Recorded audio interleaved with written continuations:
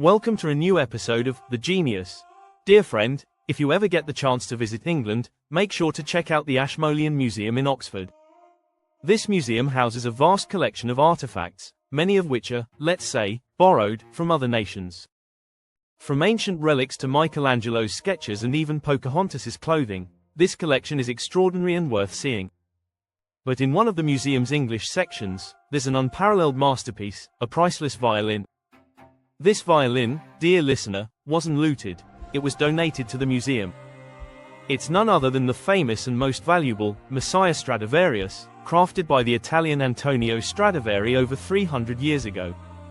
Many musicians regard Stradivari as one of the greatest violin makers of all time. Legendary musicians like Yo-Yo Ma and Pinchas Zukerman have played Stradivarius violins, but none have touched the Messiah.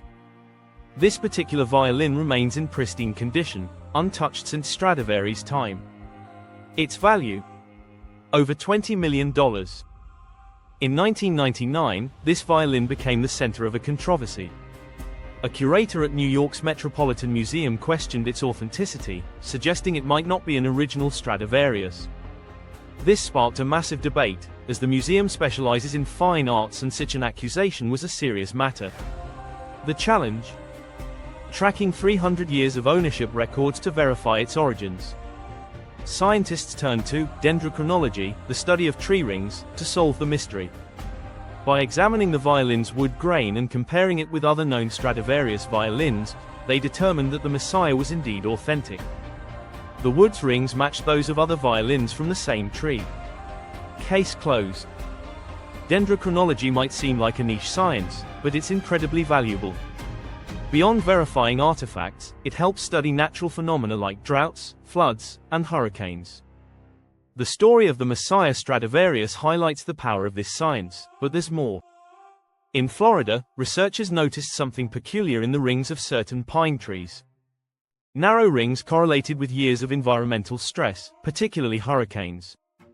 Using this method, scientists identified hurricanes dating back to the 1800s and even earlier, as tree rings preserved evidence of these events long before human records began. This discovery expanded our knowledge of historical hurricanes and their impact. Moreover, comparing these tree ring records with Spanish colonial archives of shipwrecks due to hurricanes revealed a remarkable match. But this research raised another question: why were there fewer hurricanes between 1645 and 1715? This period, known as the Maunder minimum, saw reduced sunspot activity and lower solar energy output. As a result, Earth's temperatures dropped, leading to fewer hurricanes. This period also coincided with the Little Ice Age, during which glaciers expanded and global temperatures fell. Interestingly, this period of solar inactivity had significant economic and political effects. The calm seas allowed for safer voyages, enabling colonial powers like Spain and Britain to transport massive quantities of gold, silver, and other resources from the Americas. This wealth fueled the rise of capitalism and modern banking systems, including the establishment of the Bank of England in 1694. Fast forward to today, solar activity is no longer the primary driver of climate change. Despite a slight decrease in solar energy, Earth's temperatures are rising due to human activities like burning fossil fuels and deforestation.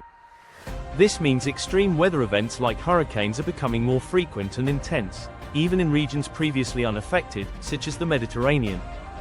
So, dear listener, the next time you hear about hurricanes or global warming, remember that our actions play a critical role in shaping our planet's future. Historically, the events from 1645 to 1715, during the Little Ice Age and the Maunder minimum, laid the groundwork for significant economic and political transformations in Europe. The calmer seas allowed for smoother voyages, fostering global trade and colonial expansion. These conditions gave rise to industrial and financial systems that still influence our world today. However, as we've established, the current rise in global temperatures has little to do with solar activity. While the Earth experienced minor cooling during the Maunder minimum, the current warming trend is far steeper and driven by human activities. The burning of fossil fuels, deforestation, and industrial growth were intensifying climate change, leading to extreme weather events like hurricanes, heat waves, and droughts. What does this mean for the future? Regions that have historically been outside the path of hurricanes, such as the Mediterranean and parts of Europe, are increasingly at risk. Imagine a hurricane striking the coasts of Greece, Malta, Sicily, or even Alexandria and the Egyptian coastline. This isn't science fiction, it's a potential reality of our warming world. As we navigate these challenges, the role of science and historical data becomes ever more critical. By studying tree rings, historical archives, and environmental patterns, we can better predict and prepare for the consequences of climate change. But preparation alone isn't enough. Addressing the root causes of global warming requires collective action to reduce greenhouse gas emissions and adopt sustainable practices. So, dear listener, as we wrap up this journey through history, science, and the environment, remember that the story of hurricanes and climate change is as much about the past as it is about the future. The choices we make today will shape the world we leave for future generations. Wildfires in Los Angeles are one of the region's biggest environmental challenges, occurring frequently and causing significant damage to property and lives. These fires result from a complex mix of natural and human-caused factors. Natural causes include dry weather conditions and strong winds.